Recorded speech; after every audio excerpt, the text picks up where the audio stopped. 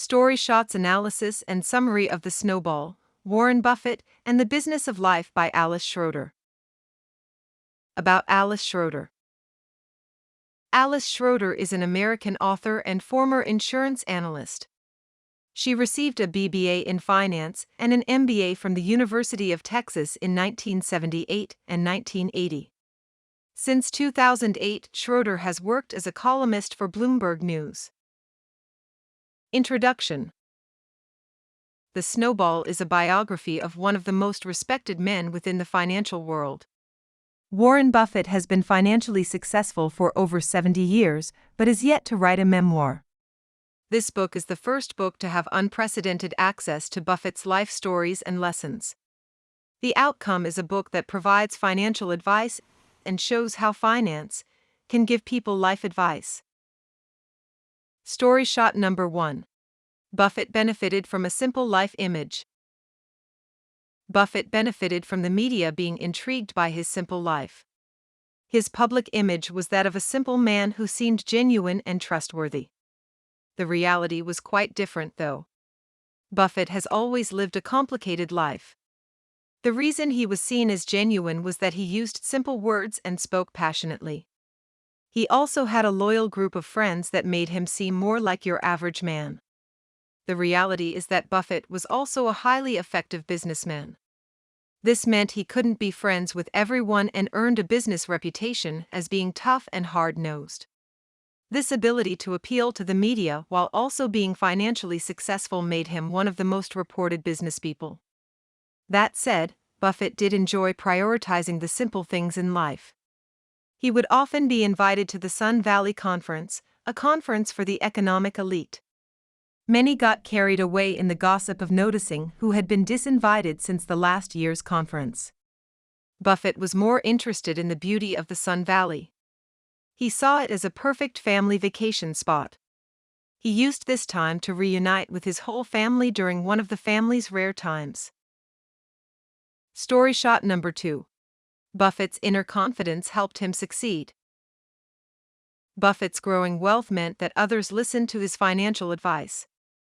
Roughly 99% of his wealth was invested in the stock of Berkshire Hathaway. As he was so heavily invested in this stock, it meant the stock price was a clear measure of his success. Near the end of 1999, many long-time value investors following Buffett's style decided to invest heavily in technology stocks. Many of these investors did very well, but many invested in the wrong stocks. Buffett had an inner confidence that allowed him to avoid investing in these stocks and stick to what he knew. He is richer than all of those other investors, so his inner confidence paid off. Story shot number 3. Buffett followed in his family's footsteps. Warren has a family history of working their way up the ladder. The first known Buffett in the New World was John. He was a weaver believed to be of French Huguenot descent. In the 17th century, he fled to America to escape religious persecution. He settled in Huntington, Long Island, as a farmer. All Buffetts after him were tradespeople. They were not merchants, and they were not part of the professional class. Warren's father was born in 1903. Howard would major in journalism at the University of Nebraska and worked his way up in society through his fascination with politics. Howard then married Layla Stahl, Warren's future mother. Layla and Howard brought Warren up in a highly inquisitive family.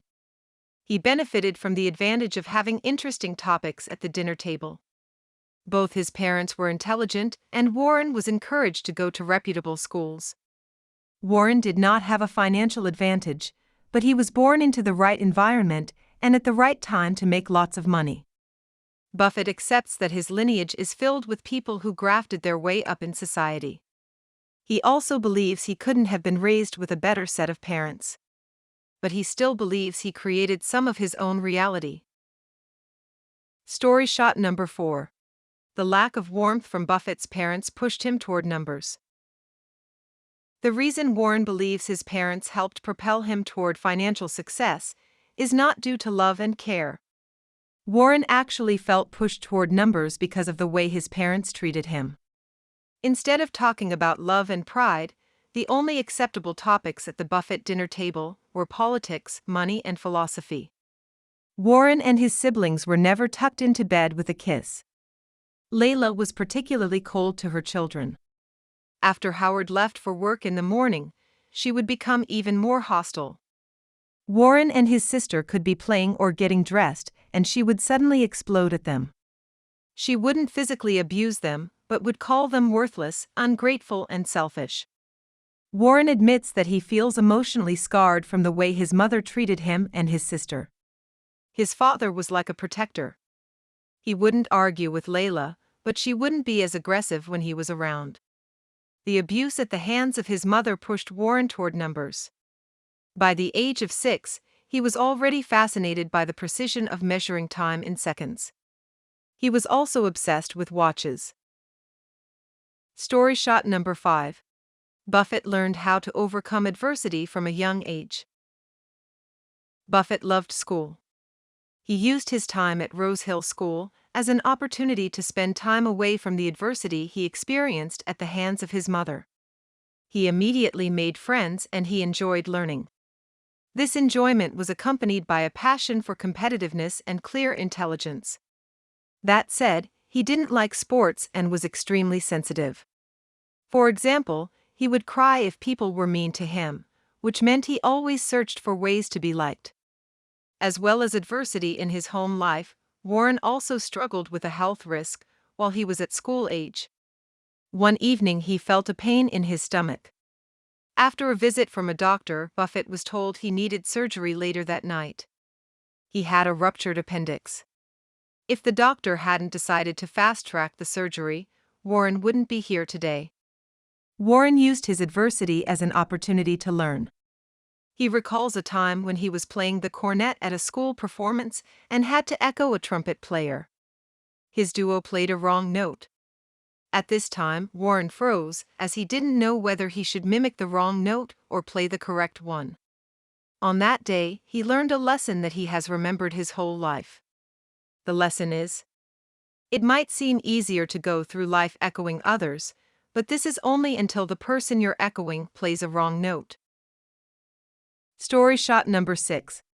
Chewing gum laid the foundation for Buffett's money-making. Buffett was an entrepreneur from a very young age. The first few cents he made was by buying and selling packs of chewing gum at school. He started at 6 years old.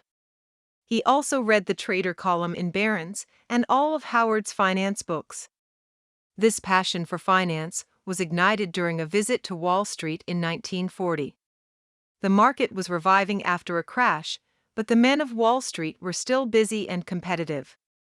That said, Warren had a unique experience when meeting Sidney Weinberg. One of the most famous men on Wall Street was willing to take time out of his day to ask a young Buffett what stock he liked. He was so surprised that Weinberg was willing to pay attention to this young child and actually seemed interested in his opinion. This experience only encouraged him to delve deeper into finance. After this, he would visit the Benson Library to read as much financial material as he could. Warren became captivated by a book called 1,000 Ways to Make $1,000. This is where he first learned about the power of compound interest. Learning he could make large amounts of money from a small sum gave Buffett new confidence that he could become rich. Soon after, he announced to his friend, Stu Erickson, that he would be a millionaire before 35. Story shot number 7. Warren disappointed his father, and this was a turning point. Warren had always been a well-mannered child who excelled at school. But during junior high, he started to rebel. He and his antisocial friends used to visit Sears and steal random items. This wasn't because they had no money. It was simply for the buzz they got from it.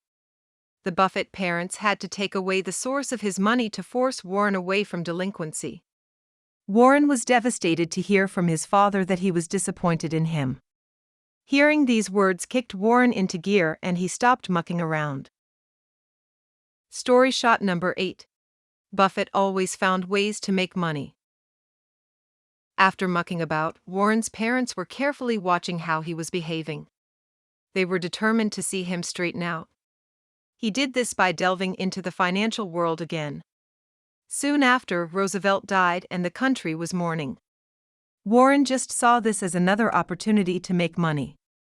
Newspapers were putting out special editions. He managed to hustle his way to being one of the salespeople on the street corner. While others sat at home mourning, Warren was out on the streets making money by distributing papers. He managed to make a small fortune from this endeavor. He delivered more than 500,000 newspapers, making him $5,000.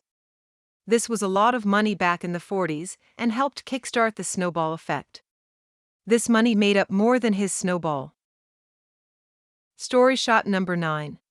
Warren had future stockbroker under his yearbook picture. Warren knew what he wanted to do by the time he was in high school. He performed really well, ranking 16th out of the 350 graduating students. Importantly, he had the phrase future stockbroker under his picture in the yearbook. Although Warren knew what he wanted to do, his parents forced him to go to the University of Pennsylvania's Wharton School. They also made him live with a roommate to get accustomed to a more college-like, mature lifestyle. His roommate, Chuck, quickly grew tired of his sloppiness and immaturity, yet just as quickly grew fond of him and took care of him.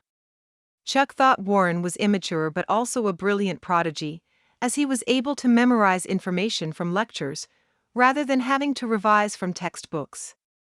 In an accounting course, the proctors had not even finished passing out the exams, when Warren, showing off, stood up and turned in his paper. Although Warren isn't a huge fan of formal education, he became enticed by the idea of attending Harvard Business School while he was in his final year at Pennsylvania.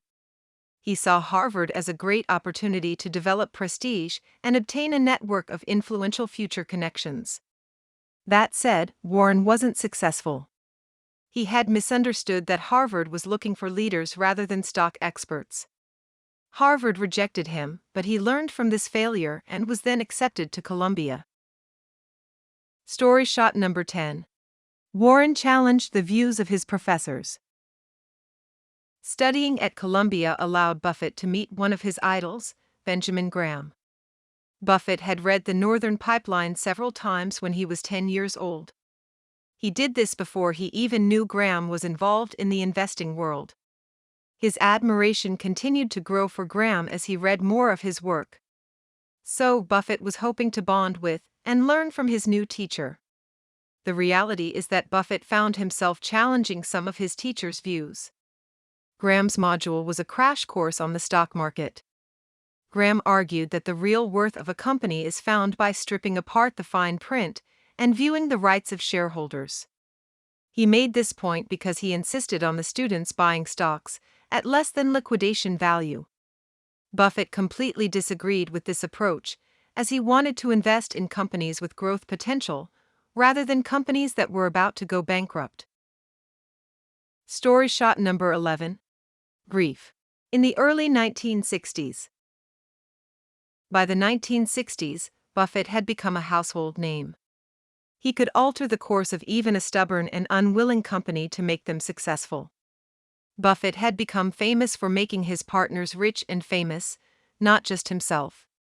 He had managed to overachieve massively on his target of becoming a millionaire by 35.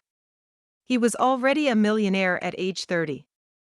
Despite his success during this period, the early 1960s was marred by grief. In 1963, U.S. President John F. Kennedy was assassinated. This was difficult for the country, but it also resulted in a huge loss for the stock market. This was then worsened by Howard Buffett passing away. Warren was shocked, but he kept himself motivated to keep pushing forward. Story shot number 12. Joining the Business Hall of Fame. 3 decades later, and Buffett was known worldwide. In 1993, he was inducted into the inaugural class of Business Hall of Fame of Greater Omaha Chamber of Commerce. This pinnacle didn't stop him from working hard, though. He joked he would still continue working after he was dead. He hated the idea of retiring. This obsession with hard work did take its toll on his marriage. As well as recognition through prizes, The 90s also turned Buffett from a rich investor into a hero. In 1991, an investment bank called Salomon Incorporated was in big trouble. This was a bank that Berkshire Hathaway, Buffett's company, had acquired a 12% stake in. The U.S. Treasury had learned that one of Salomon's traders had been submitting false bids so they could purchase more Treasury bonds than permitted. The result was Salomon being fined $190 million. Instead of defending Salomon and shunning the Treasury, Buffett took over as chairman of Salomon and liaised with the Treasury. He gave a testimony in Congress, and he was subsequently described as a hero. Society looked fondly upon him, as he embraced regulators and law enforcers, instead of evading the scandal he wasn't even directly involved in. Buffett showed that honesty and accepting mistakes are rewarded. After this incident, Berkshire stock rose considerably, bursting past $10,000 a share. He was now worth $4.4 billion. Story shot number 13. Buffett learned to let go of his money. Buffett's marriage to Susie was never particularly close. She felt that Buffett was married to his work more than he was to her. That said, when she was diagnosed with stage 3 oral cancer, he spent as much time as he could with her. He took time away from work to take care of her. This experience taught him that giving was such an important skill. Although Susie passed away from complications after surviving cancer, the lessons Buffett gained from his marriage lived on. Buffett had learned how to deal with mortality and connect better with his children. He also accepted that compounding money to give away at a later stage might not always be the best option. Sometimes it is better to just let go of some money to help others right now. Buffett became more generous, gifted his family members more money, and started making large donations to charities in memory of Susie. On June 26, 2006, Buffett announced that he would give away 85% of his Berkshire Hathaway stock. This was worth a staggering $37 billion and was given away to multiple foundations. No gift of this size had ever been made in the history of philanthropy. Buffett had learned that rolling up a snowball will help make you wealthy, but you must be willing to give some of that snowball away to those that matter. Final review and analysis. The Snowball is an exploration into the life of one of the wealthiest men in the world, Warren Buffett. It tells the story of a man who was pushed toward numbers and finance from a young age because of a difficult upbringing. Buffett used self-belief and commitment to financial foundations to snowball his wealth. He has also learned several important life lessons. In the end, he learned that the best thing about snowballing your wealth is giving this wealth to those who need it most. PDF, free audiobook, and animation. This was the tip of the iceberg. To dive into the details and support the author, order the book, or get the audiobook for free, with the link in the description or the app. Did you like the lessons you learned here? Comment below or share to show you care. New to Story Shots? Get the PDF, free audio and animated versions of this analysis and summary of The Snowball and hundreds of other best-selling nonfiction books in our free top-ranking app. It's been featured by Apple, The Guardian, the UN, and Google as one of the world's best reading and learning apps.